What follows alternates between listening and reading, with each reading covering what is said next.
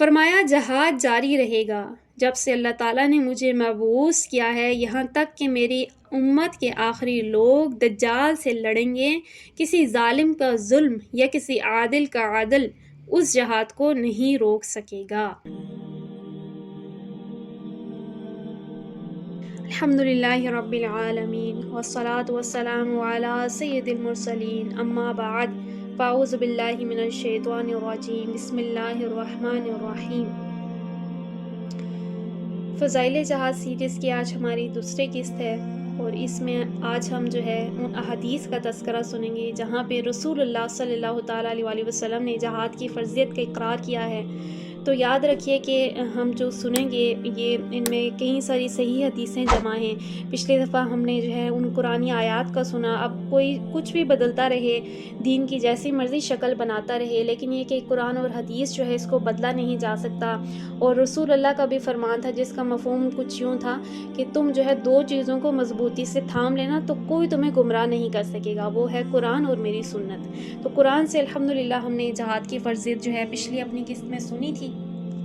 اب انشاءاللہ عز و جل ہم رسول اللہ کے فرامین سنیں گے کہ کیسے آپ نے جو ہے اور کیا کیا جہاد کے حوالے سے آپ نے فرمایا۔ آئیے بخاری اور مسلم کی حدیث سنتے ہیں۔ بخاری اور مسلم یاد رکھیے کہ اس میں صحیح حدیثیں جمع ہیں، یعنی جس کے صحیح ہونے میں کوئی شک نہیں ہے۔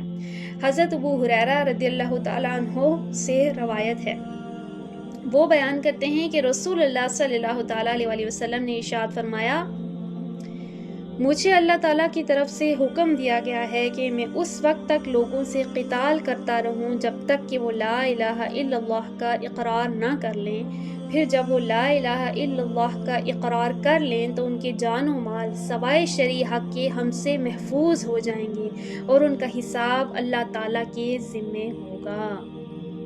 یعنی اب یاد رکھیے کہ یہ جو حدیث ہم نے بھی پڑھی ہے اس میں لفظ قتال آیا ہے، یعنی قتال اب جہاد کے ویسے کئی معنی لیے جا سکتے ہیں، یعنی جہاد جیسے کہ جد و جہد کرنے سے نکلا ہے لفظ، لیکن اس حدیث میں یاد رکھیے قتال کا لفظ استعمال ہوا، یعنی قتال اسی سے نکلا ہے، قتل کرنا، اللہ کے راہ میں لڑنا۔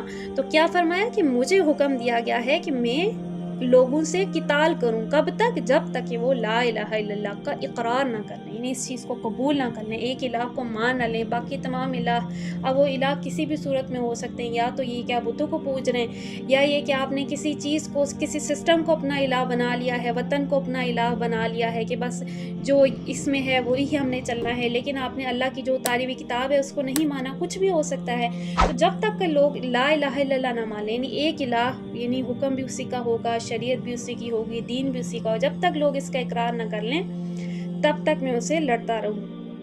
پھر کیا فرمایا کہ اگر وہ یہ قبول کر لیں تو پھر ان کی جان و مال ہم سے یعنی دنیا میں محفوظ ہو جائیں گے، اور جو ان کا حساب ہے جو قیامت کے دن ہونے، آپ یہ یاد رکھیے کہ کئی مسلمان ہیں جو لا الہ الا اللہ کا اقرار تو کرتے ہیں، لیکن یہ کہ قیامت کے دن انہوں نے اپنا حساب کتاب دینا ہے اپنی زندگی کے ایک ایک معاملے کا۔ اب یہ کہ ان میں سے کئیوں نے اگر ایسے گناہ کیے ہیں جن کی معافی نہیں ہے، مثال کے طور پہ کسی کا ناحق قتل کرنا، یا جو ہے اللہ تعالیٰ کے ساتھ شرک کرنا، کوئی بھی ایسا گناہ کیا ہے جس کی معافی نہیں ہے، تو اس صورت میں کیا ہے کہ ان کا حساب اللہ تعالیٰ کے ذمہ ہوگا۔ یہ یتیم کا مال کھا لیا، یا وہ شخص سود جو ہے کھاتا ہے، یا کسی بھی طرح کا وہ ظلم کرتا ہے زمین پہ، تو کیا ہے کہ اس کا حساب اللہ تعالیٰ کے ذمہ ہے۔ لیکن اگر وہ لا الہ الا اللہ کا اقرار زمین پہ کر لے تو اس کے لیے کیا ہے، اس کی جان و مال ہم سے محفوظ ہو جائیں گے۔ یہ بخاری شریف کی حدیث ہے۔ آئیے اگلی حدیث سنتے ہیں جو کہ ابو داؤد کی ہے۔ حضرت ابو ہریرہ رضی اللہ تعالیٰ عنہ بیان فرماتے ہیں کہ رسول اللہ صلی اللہ تعالیٰ علیہ وسلم نے ارشاد فرمایا،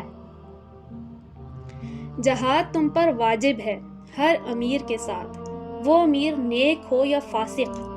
نماز تم پر لازم ہے ہر مسلمان کے پیچھے، وہ نیک ہو یا فاسق، اگرچہ کبائر کا مرتکب ہی کیوں نہ ہو۔ یعنی کیا ہے کہ جہاد اور نماز یہ ایسے فریضے ہیں کہ بھلے تمہارے جو آگے امام ہے، جو تمہارا امیر ہے، وہ بھلے نیک ہے یا فاسق ہے، جیسا بھی ہے، لیکن یہ عمل ایسے ہیں کہ یہ ہر حال میں تم پر لازم ہے، یعنی یہ تم نے کرنے ہی کرنے ہیں۔ آئیے اگلی حدیث سنتے ہیں۔ اگلی حدیث بھی بہت ہی خوبصورت ہے، بہت اہم ہے۔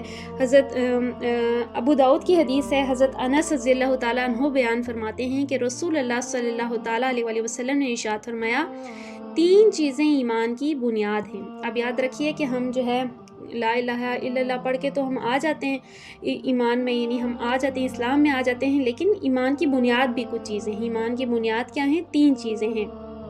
نمبر 1، جو شخص لا الہ الا اللہ کا اقرار کرے، اس سے ہاتھ اور زبان کو روکنا کہ ہم نہ تو کسی گناہ کی وجہ سے اسے کافر قرار دیں گے اور نہ کسی عمل کی وجہ سے اسے اسلام سے خارج سمجھیں گے۔ یعنی کیا ہے کہ جو شخص زبان سے کہہ لے، یعنی لا الہ الا اللہ پڑھ لے، اب بھلے وہ منافق ہے، بدترین ہے، بہت بڑے بڑے گناہوں میں مبتلا ہے، لیکن رسول اللہ نے کیا فرمایا کہ ایمان کی بنیاد کیا ہے کہ جس شخص نے اقرار کر لیا تو اس کو جو ہے اس سے ہمارے ہاتھ اور زبان سے ہم اسے کوئی بھی تکلیف نہیں پہنچائیں گے، یعنی ہم اسے جو ہے نہ تو اسے کافر قرار دیں گے کسی وجہ سے، اور نہ اسے یعنی وہ جتنا بڑا بھی گناہ کر رہا ہو ہم اسے اسلام سے خارج نہیں کہیں گے، کیونکہ وہ لا الہ الا اللہ کا اقرار کرتا ہے۔ دوسرا، فرمایا جہاد جاری رہے گا جب سے اللہ تعالیٰ نے مجھے مبعوث کیا ہے، یہاں تک کہ میری امت کے آخری لوگ دجال سے لڑیں گے۔ کسی ظالم کا ظلم یا کسی عادل کا عدل اس جہاد کو نہیں روک سکے گا۔ یہ کیا فرمایا؟ دوسری چیزیں، یہ چیزیں ایمان کی بنیاد ہیں، تو یاد رکھیے کہ یہ چیزیں ایمان کی بنیاد ہیں، ان پہ ہمارا ایمان بھی ہونا چاہیے۔ دوسری کیا فرمایا کہ جہاد جاری رہے گا، یعنی جب سے اللہ تعالیٰ نے آپ کو مبعوث فرمایا یہاں تک کہ دجال آ جائے گا تب تک جہاد جاری رہے گا، اور یہ کہ بھلے کوئی ظالم ظلم کرے انہیں جہاد سے روکے، یا کوئی عادل کرے اور اس عدل یعنی وہ کوئی عادل جو ہے عدل بھی کرے، کچھ بھی ہو، لیکن یہ جہاد جو ہے وہ جاری رہے گا۔ اور تیسرا، تقدیر پر ایمان رکھنا، یہ بھی ایمان کی بنیاد ہے، یعنی تقدیر، اچھی بری تقدیر اللہ تعالیٰ نے لکھ دیا ہے، ہر چیز تقدیر میں زندگی موت کے فیصلے تمام کر دیے ہیں، نیک و بد ہونا لکھ دیا ہے، اس پر جو ایمان رکھنا ہے یہ بھی ہمارے ایمان کی بنیاد ہے۔ حضرت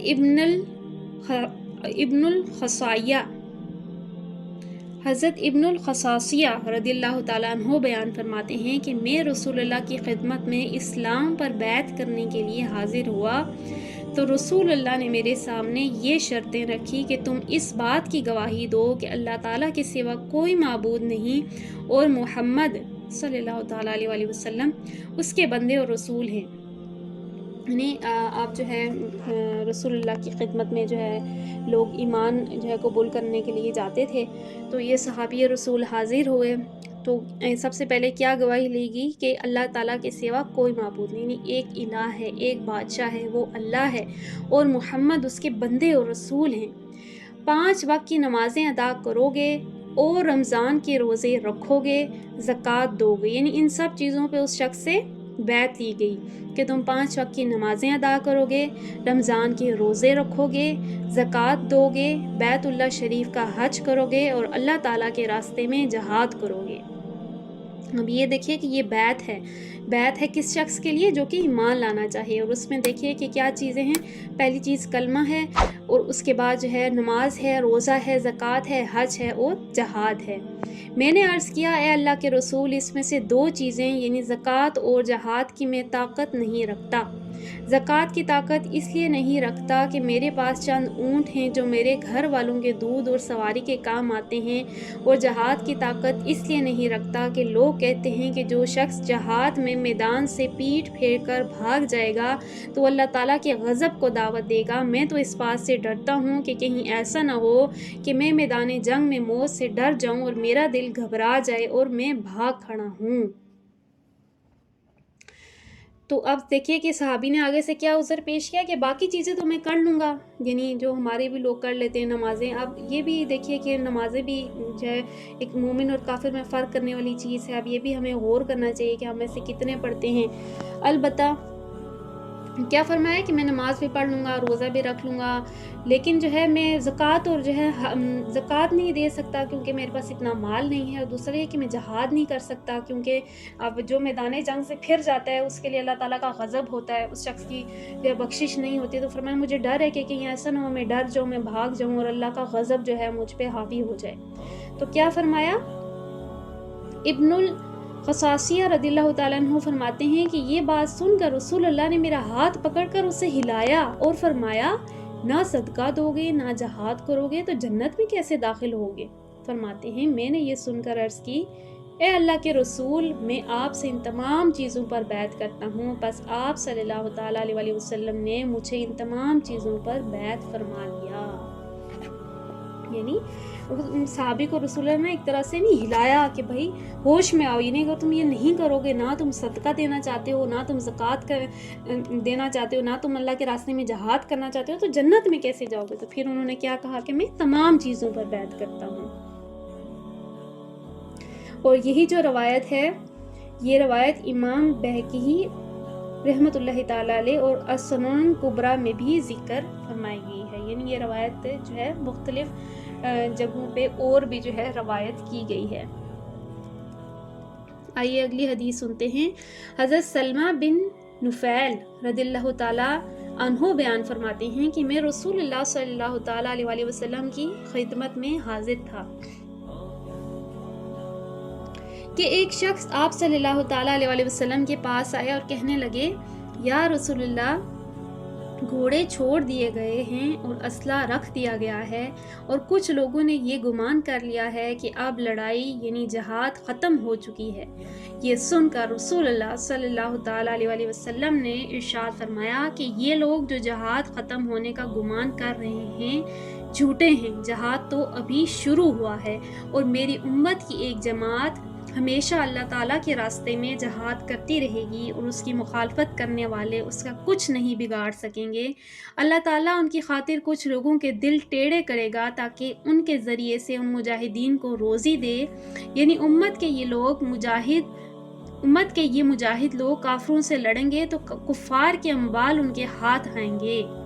یہ مجاہدین قیامت تک جہاد کرتے رہیں گے، اور گھوڑوں کے پیشانی میں قیامت کے دن تک ہمیشہ کے لیے خیر رکھ دی گئی ہے، اور جہاد بند نہیں ہوگا یہاں تک کہ یاجوج ماجوج نکل آئیں۔ تو یہ حدیث جو ہے نہایت ہی جامع حدیث ہے، جس میں جو ہے جب ایک صحابی نے عرض کی کہ لوگوں نے تو جو ہے گھوڑے اپنے چھوڑ دیے ہیں، اپنا اسلحہ رکھ دیا ہے، اور اب سوچ لیا ہے کہ بس اب سے لڑائی ختم ہے، تو کیا فرمایا کہ وہ لوگ جھوٹے ہیں۔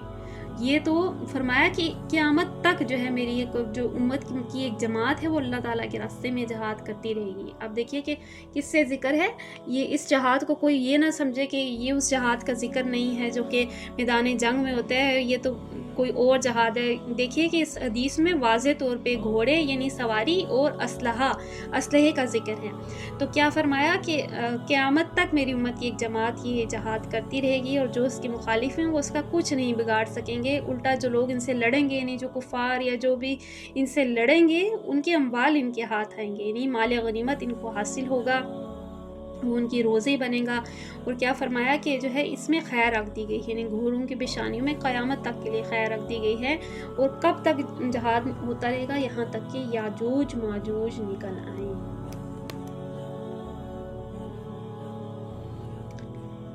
آئیے اگلی حدیث سنتے ہیں، جو کہ ابو ذر، نسائی، حاکم وقال صحیح اعلیٰ شرط مسلم کی حدیث ہے۔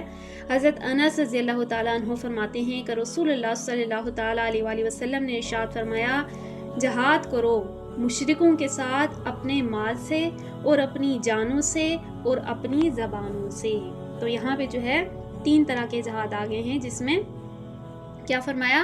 اپنے مال سے، یعنی اپنا مال خرچ کرو، مجاہدین پہ خرچ کرو، اللہ تعالیٰ کے راستے میں خرچ کرو، اور اپنی جانوں سے، یعنی اپنی جانوں کا نذرانہ بھی پیش کرو، میدان جنگ میں ظاہر ہے جانیں بھی جاتی ہیں، اور اپنی زبانوں سے، یعنی اپنی جو زبان ہے اس کے ذریعے سے جتنا ہو سکتا ہے اللہ تعالیٰ کے دین کو قائم کرنے کے لیے، اللہ تعالیٰ کی جو دین ہے اس کو پھیلانے کے لیے اپنی زبان سے بھی جہاد کرو۔ السنتکم، یعنی اپنی زبانوں سے جہاد کرو کا مطلب یہ ہے کہ کفار کی ایسی مذمت کرو اور انہیں ایسی سخت باتیں سناؤ جو انہیں بری لگیں، اور انہیں ان باتوں کے سننے سے تکلیف ہو، یعنی کہ ایسی باتیں کرو ان کو جو ہے ان پہ اسلام کو روب جماؤ، اسلام کی ایسی باتیں کرو کہ جس کے ذریعے سے وہ باتیں سننے سے ان کو تکلیف پہنچے۔ حضرت واصلہ رضی اللہ تعالیٰ عنہ سے روایت ہے، یہ بھی ابن ماجہ اور ابن عساکر کی حدیث ہے، کہ نبی کریم صلی اللہ تعالیٰ علیہ وسلم نے ارشاد فرمایا، ہر امام کے پیچھے نماز پڑھو، اور ہر مسلمان میت کی نماز جنازہ ادا کرو، اور ہر امیر کے ساتھ جہاد کرو۔ تو باقی عمل جو ہے ہم لوگ پھر ہوتے ہیں، نماز پڑھی جاتی ہے، میت کی نماز جنازہ بھی کی جاتی ہے، لیکن جہاد جو ہے اسی پہ ہم نے اسی لیے اس کو ہم دوبارہ سے جو ہے اس حوالے سے پڑھیں خصوصیت کے ساتھ کہ اس عمل کو چھوڑ دیا گیا ہے۔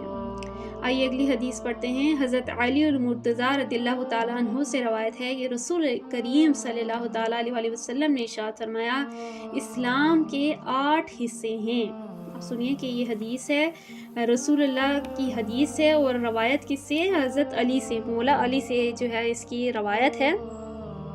فرمایا کہ اسلام کے 8 حصے ہیں، یعنی آپ دیکھیے کہ ہم کتنے حصے پہ ہم چلتے ہیں، 8 حصے ہیں۔ فرمایا اسلام قبول کرنا ایک حصہ ہے، یعنی ایمان لے آنا ایک حصہ ہے، نماز ایک حصہ ہے، زکوٰۃ ایک حصہ ہے، حج ایک حصہ ہے، جہاد ایک حصہ ہے، رمضان کے روزے ایک حصہ ہے، امر بالمعروف ایک حصہ ہے، نہی عن المنکر ایک حصہ ہے، اور محروم ہو گیا وہ شخص جس کے پاس ان حصوں میں سے کوئی حصہ بھی نہ ہو، یعنی وہ شخص محروم ہے جو کہ اب دیکھا جائے تو ہم قبول کرنے تک ہی ہیں، وہ بھی اس وجہ سے اکثر لوگ مسلمان ہیں کہ والدین مسلمان ہیں، ورنہ تو نماز تک کی بھی توفیق کئی لوگوں کو نہیں ہوتی۔ اب یہ دیکھیے کہ اسلام کے حصے ہیں قبول کرنا، نماز پڑھنا، زکوٰۃ، حج، جہاد کرنا، رمضان کے روزے رکھنا، امر بالمعروف، اب یہ بھی ایک ضروری ہے۔ امر بالمعروف اس کو کہتے ہیں کہ جو ہے نا نیکی کی دعوت دینا، نیکی کی طرف لوگوں کو بلانا، نیکی کا حکم دینا، امر بالمعروف اس کو کہتے ہیں، یعنی نیکی کا حکم کیا ہے؟ دین کی طرف لوگوں کو بلانا، یہ ایک حصہ ہے دین کا۔ ہر ایک کو چاہیے کہ وہ اس حصے میں سے کچھ نہ کچھ اپنا بھی حصہ پائے۔ اور دوسرا کیا ہے؟ نہی عن المنکر، یعنی برائی سے منع کرنا، نیکی کا حکم دینا، امر بالمعروف و نہی عن المنکر، یعنی برائی سے روکنا۔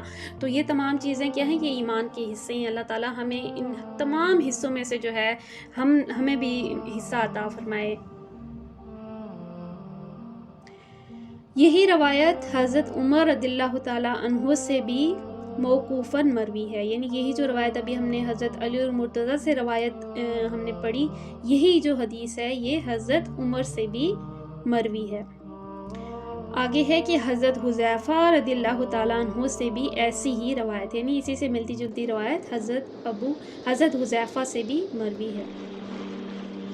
آئیے اگلی حدیث سنتے ہیں۔ حضرت حارث اشعری رضی اللہ تعالیٰ عنہ سے روایت ہے کہ نبی کریم صلی اللہ تعالیٰ علیہ وسلم نے ارشاد فرمایا، اللہ تعالیٰ نے حضرت یحییٰ بن زکریا علیہ السلام کو 5 باتوں کا حکم دیا کہ ان پر عمل کریں، اور بنی اسرائیل کو بھی ان پر عمل کا حکم دیں۔ حضرت یحییٰ جو ہیں اللہ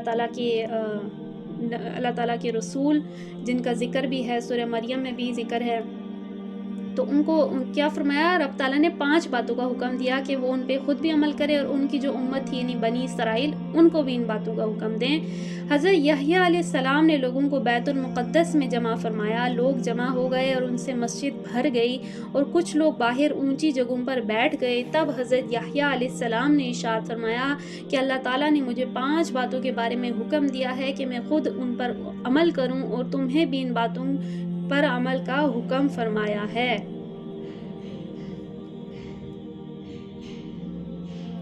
یعنی کون سی 5 باتیں تھیں؟ حضرت یحییٰ کی جو قوم ہے بنی اسرائیل، اور بیت المقدس وہی ہے مسجد اقصیٰ جہاں موجود ہے آج، جہاں فلسطین ہے، پیلسٹین جسے ہم کہتے ہیں، تو وہاں پہ جو ہے یہ بنی اسرائیل جب یہ دین پہ تھے، حق پہ تھے، اور آپ کے اللہ کے نبی آپ کے درمیان موجود تھے، آپ نے لوگوں کو جمع کیا اور فرمایا کہ رب تعالیٰ نے مجھے 5 باتوں کا حکم دیا ہے کہ میں خود بھی عمل کروں اور تم لوگوں کو بھی ان باتوں کا حکم دوں۔ ان میں سے پہلی بات یہ ہے کہ صرف اللہ کی عبادت کرو، اس کے ساتھ کسی کو شریک نہ ٹھہراؤ۔ بے شک اس شخص کی مثال جو اللہ تعالیٰ کے ساتھ شریک ٹھہراتا ہے اس شخص کی مانند ہے جس نے خالص اپنے مال یعنی سونے چاندی سے غلام خریدا اور اسے کہا یہ میرا گھر ہے، یہ میرا کاروبار ہے، پس تم یہ کاروبار کرو اور اس کا نفع مجھے لا کر دو۔ پس وہ غلام کام تو کرتا ہے مگر اس کا نفع اپنے مالک کے علاوہ کسی اور کو دے دیتا ہے۔ پس تم میں سے کون شخص یہ بات پسند کرے کہ اس کا ایسا غلام ہو؟ تو ایسا غلام کس کو پسند ہوگا کہ جو کہ کام کرے اور جو ہے نفع جو ہے یعنی جو اسے حاصل ہوا ہے وہ کسی اور کو دے، یعنی غلام میرا ہے اور نفع کسی اور کو دے آتا ہے۔ تو ایسی شخص مثال اس شخص کی ہے جو اللہ تعالیٰ کے ساتھ شرک کرتا ہے، یعنی غلام وہ اپنا رب کا ہے اور عبادت وہ کسی اور کی کرتا ہے، حکم کسی اور کا مانتا ہے، جھکتا جو ہے کسی اور سسٹم کے آگے ہے، اللہ تعالیٰ کی شریعت کے آگے نہیں جھکتا۔ تو کیا فرمایا کہ جس طرح تم اپنے غلام کے بارے میں یہ پسند نہیں کرتے، اس طرح اللہ تعالیٰ اپنے بندے کے بارے میں یہ پسند نہیں فرماتا کہ وہ اللہ تعالیٰ کے ساتھ کسی کو شریک ٹھہرائیں۔ اور کیا فرمایا، اور اللہ تعالیٰ نے تمہیں نماز کا حکم فرمایا، پس جب تم نماز پڑھو تو ادھر ادھر توجہ نہ کیا کرو، کیونکہ جب تک بندہ نماز میں ادھر ادھر توجہ نہیں کرتا اللہ تعالیٰ بھی اس کی طرف متوجہ رہتے ہیں۔ اور اللہ تعالیٰ نے تمہیں روزے کا حکم دیا ہے، بے شک روزے دار کی مثال اس شخص جیسی ہے جو کسی جماعت میں مشک کی تھیلی لے کر بیٹھا ہو، چنانچہ وہ خوشبو سب کو اچھی لگے، اور بے شک روزے دار کے منہ کی خوشبو اللہ تعالیٰ کے نزدیک مشک کی خوشبو سے زیادہ پاکیزہ ہے۔ یعنی یہ 3 باتیں ہو گئی۔ پہلی بات ہو گئی صرف ایک اللہ کی عبادت، دوسری بات ہو گئی نماز، اور نماز بھی دیکھیے کہ اس میں ہمیں خشوع و خضوع کا حکم مل رہا ہے۔ کیا فرمایا کہ نماز پڑھو اس طرح سے کہ کسی اور طرف توجہ نہ ہو۔ آج ہم جو ہے نماز کے لیے جو ہے اللہ اکبر جو ہے تکبیر باندھتے ہیں، تو وہیں سے جو ہے شیطان ساری دنیا کی بھولی ہوئی باتیں جو ہے ہمیں جو ہے ہمارے ذہن میں ڈال دیتے ہیں، اور ہم ساری باتیں دنیا کی سوچ رہے ہوتے ہیں۔ اللہ تعالیٰ ہمیں ہماری نمازوں میں خشوع و خضوع عطا فرمائے۔ تو کیا فرمایا کہ اللہ تعالیٰ کی طرف متوجہ ہو، جب پڑھے ہو تو اللہ تعالیٰ کی طرف توجہ ہو، کیونکہ جب تک تم اللہ تعالیٰ کی طرف متوجہ رہو گے تو اللہ تعالیٰ بھی تمہاری طرف متوجہ رہے گا۔ اور تیسری چیز کس کا حکم دیا؟ روزے کا حکم دیا۔ اور فرمایا اللہ تعالیٰ نے تمہیں صدقہ کرنے کا حکم دیا ہے، بے شک صدقہ کرنے والے کی مثال اس شخص کی مانند ہے جسے دشمن قید کر لیں اور اس کے ہاتھ اس کی گردن سے باندھ کر اسے قتل کرنے کے لیے لے جائیں، تب وہ کہے کہ میں اپنا تھوڑا زیادہ مال تمہیں بطور فدیہ دیتا ہوں، پس وہ مال لے کر اپنی جان چھڑا لے۔ اس طرح صدقہ دینے والا شخص صدقہ دے کر عذاب الہی سے اور آفات سے خود کو بچا لیتا ہے۔ اب دیکھیے کہ صدقہ کتنی عظیم چیز ہے۔ اور اس سے پہلے ہم نے جو سنا روزے کے بارے میں سنا کہ روزہ رکھنے والے شخص کی مثال کیسی ہے، جیسے وہ اس نے خوشبو کی تھیلی رکھی ہے، خوشبو سب کو اچھی لگتی ہے، وہ جہاں سے آ رہی ہوتی ہے سب اس طرح متوجہ ہوتے ہیں، تو ایسے ہی روزہ رکھنے والے کی مثال ہے۔ اور اگلی حدیث میں کیا ہے، اور روزے سے جو ہے سب کے لیے یاد دہانی کہ ابھی الحمدللہ رجب کا مہینہ شروع ہو رہا ہے، تو اللہ تعالیٰ جو ہے اس کے ہر دن کا روزہ جو ہے وہ ایک ماہ کے روزے کے برابر اس کا اجر ہے۔ اللہ تعالیٰ ہم سب کو رکھنے کی توفیق عطا فرمائے۔ تو صدقے اگلا جو حکم ہے وہ ہم نے سنا صدقے کے حوالے سے۔ تو کیا فرمایا کہ صدقے کے ایسا ہے جیسے کسی شخص کو قید کر لیا اور اس کو بس قتل کرنے والے ہیں، اور وہ جو ہے اسی وقت تھوڑا سا جو ہے اپنی گردن چھڑانے کے لیے فدیہ دے دے اور فدیہ لے کر وہ بچ جائے۔ تو ایسے ہی جو شخص صدقہ دے گا تو قیامت کے دن عذاب الہی سے بھی بچے گا، اور دنیا میں بھی کوئی مصیبت اس کے لیے لکھ دی گئی ہے تو صدقے کی بدولت سے اللہ تعالیٰ جو ہے اس مصیبت سے اس کو دور کر دیں گے۔ اور آخری چیز کیا فرمائی، اور اللہ تعالیٰ نے تمہیں حکم دیا ہے کہ تم اللہ تعالیٰ کا ذکر کیا کرو، بے شک اس شخص کی مثال اس شخص کی مانند ہے جس کے پیچھے دشمن دوڑ رہا ہو اور وہ کسی مضبوط قلعے میں پناہ لے کر اپنی جان دشمن سے بچا لے۔ اس طرح بندہ صرف اللہ تعالیٰ کے ذکر کی ہی بدولت سے شیطان سے محفوظ ہو سکتا ہے۔ یعنی کیا فرمایا کہ جو 5ویں چیز ہے وہ کیا ہے کہ تم جو ہے اللہ تعالیٰ کا ذکر کیا کرو۔ یعنی اللہ تعالیٰ کے ذکر کرنے والے کی مثال ایسی ہے جیسے وہ ایک محفوظ قلعے میں، یعنی ایک پیلس میں، ایک محل میں جو ہے وہ شخص محفوظ ہو گیا ہے، اور اب یہ ہے کہ اب اس کے پیچھے دشمن لگے تھے لیکن وہ ایک مضبوط قلعے میں آ گیا ہے، اب اس کو کوئی خوف نہیں ہے، یعنی وہ امن میں آ گیا ہے۔ تو ایسی ہی مثال اس شخص کی ہے جو کہ اللہ تعالیٰ کا ذکر کرتا ہے، کیونکہ ہم دیکھیے کہ ہر وقت ایک دشمن ہمارے پیچھے لگا ہوا ہے، وہ ہمارا نفس ہے اور وہ شیطان ہے، تو اسے بچنے کا طریقہ کیا ہے؟ ذکر الہی۔ تو یہ حدیث ابھی جاری ہے۔ اسی حدیث میں پھر حضور اکرم صلی اللہ تعالیٰ علیہ وسلم نے ارشاد فرمایا کہ میں تمہیں یعنی اپنی امت کو 5 باتوں کا حکم دیتا ہوں۔ اب غور سنیے کہ بہت اہم حصہ ہے یہ اس حدیث کا، کہ پہلے رسول اللہ نے پورا ڈیٹیل میں بتایا کہ حضرت زکریا جو ہے علیہ السلام کو اللہ تعالیٰ نے ان کی امت کے لیے کیا پیغام دیا، وہ 5 باتیں تھیں۔ وہ 5 باتیں تو ہمارے لیے ہیں ہی ہیں، وہ تمہارے فرائض میں ہے، نماز، روزہ، زکوٰۃ، یہ تمام چیزیں۔ لیکن رسول اللہ، اب یاد رکھیے کہ ہم سب کو یہ معلوم ہے دین کے جو بھی ستون ہیں، نماز، روزہ، زکوٰۃ، حج، ہم سب کو معلوم ہے، لیکن یہاں رسول اللہ نے 5 باتوں کا اپنی امت کو حکم فرمایا۔ کیا فرمایا؟ میں تمہیں اپنی امت کو 5 باتوں کا حکم دیتا ہوں۔ ان باتوں کا حکم مجھے اللہ تعالیٰ نے دیا ہے۔ نمبر 1، امیر کے حکم کو سننا، یعنی جو بھی تم پہ امیر مقرر ہے، جو بھی ایک اسلامی ریاست کا امیر ہے، اب یاد رکھیے اسلامی ریاست کا امیر ہونا ضروری ہے، اس کے حکم کو سننا۔ دوسرا، امیر کی اطاعت کرنا، یعنی اس کو حکم کو سننا، اس کی اطاعت کرنا۔ تیسرا، جہاد کرنا۔ چوتھا، ہجرت کرنا۔ پانچواں، مسلمانوں کی جماعت کو لازم پکڑنا۔ جو شخص ایک بالشت کے برابر جماعت سے الگ ہوا، اس نے اسلام کی رسی کو اپنے گلے سے نکال دیا، مگر یہ کہ وہ دوبارہ جماعت میں لوٹ آئے۔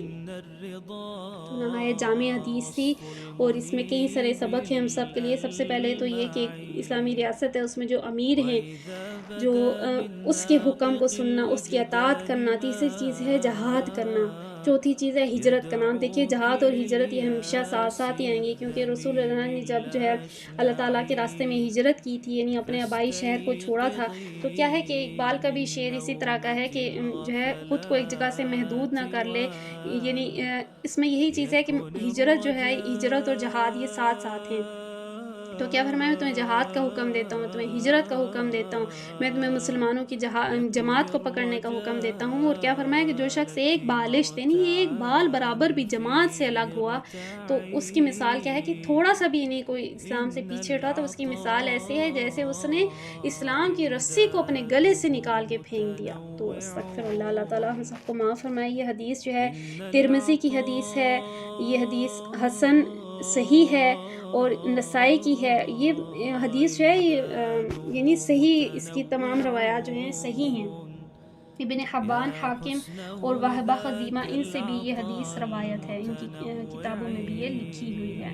آئیے مسلم کی حدیث سنتے ہیں۔ حضرت عائشہ رضی اللہ تعالیٰ عنہما ارشاد فرماتی ہیں، حضرت عائشہ رضی اللہ تعالیٰ عنہا ارشاد فرماتی ہیں کہ رسول اللہ صلی اللہ تعالیٰ علیہ وسلم سے ہجرت کے بارے میں پوچھا گیا تو آپ نے ارشاد فرمایا، فتح مکہ کے بعد ہجرت باقی نہیں رہی، البتہ جہاد اور نیت جہاد باقی ہے۔ جب تمہیں امیر کی طرف سے نکلنے کا حکم دیا جائے تو تم جہاد میں نکل پڑو۔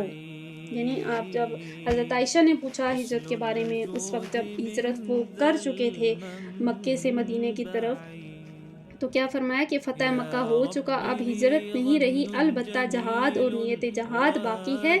اور جب تمہیں امیر کی طرف سے جب بھی یعنی ایک اسلامی سلطنت ہے، اس میں جو امیر ہے وہ حکم دے کہ اللہ کے راستے میں سب آ جائیں جہاد کے لیے، تو اس کے حکم پر تم سب نکل پڑو۔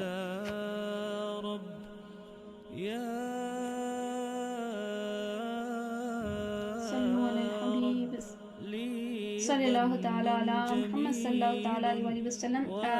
ان حدیثیں کیونکہ کافی ساری درج ہیں یہاں پہ، تو اللہ تعالیٰ نے چاہا تو اگلے ہفتے ہم ان کو مکمل کریں گے، اور ان کو اچھی طرح سے سنیں گے، ان کو سمجھیں گے، اور ان کو اپنے ذہن میں بھی بٹھائیں گے۔ اور ہمیں کوشش کرنی چاہیے کہ ہم صرف سنیں نہ، بلکہ جو ہے ہم یاد کرنے کی کوشش کریں ان حدیثوں کو، خاص طور پہ جو ابھی ہم نے حدیث سنی ہے جن میں 5 باتوں کا حکم تھا، تو ہمیں چاہیے کہ یہ 5 باتیں یاد رکھیں، آگے دوسروں کو پہنچائیں، اپنے آنے والی نسلوں کو ان باتیں بتائیں۔ یعنی 5 باتیں جیسے ہمیں بچپن میں سکھائی گئی ہیں، جو ہے توحید، نماز، روزہ، زکوٰۃ، حج، اسی طرح سے ہم یہ 5 باتیں بھی یاد کر لیں جو کہ رسول اللہ نے اپنی امت کو حکم فرمائی ہیں۔